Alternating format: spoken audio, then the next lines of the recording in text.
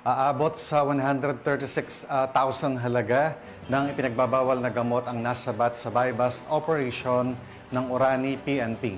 2 drug suspects arestado. Tinutukan niya ni Patrolwoman Jilly Peña.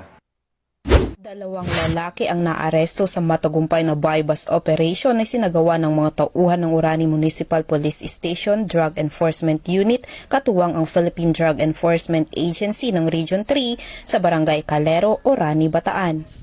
Nasa kote ang mga suspect matapos mahuling aktong nagbebenta ng isang sachet ng hinihinalang shabu sa isang pulis na nagpanggap na pusher buyer.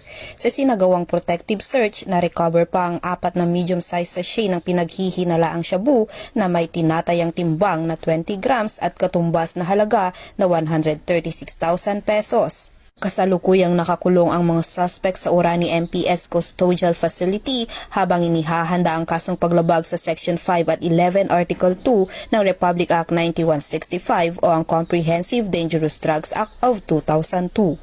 Ang operasyon ay tugon sa direktiba ni Acting Chief PNP Police Lieutenant General Jose Melencio C. Nartates Jr.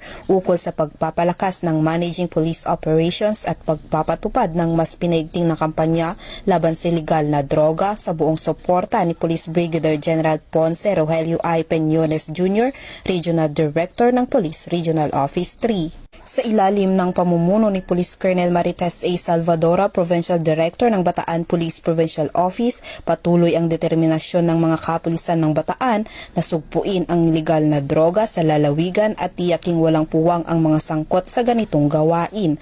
Patuloy rin ang kanilang panawagan sa publiko na makipagtulungan upang mapanatili ang kapayapaan at kaligtasan ng komunidad. Mula dito sa Police Regional Office 3, ako ang inyong PNN Correspondent, Patrolwoman Jilly Advincula Peña, alagad ng batas, tagataguyod ng Balitang Pulis.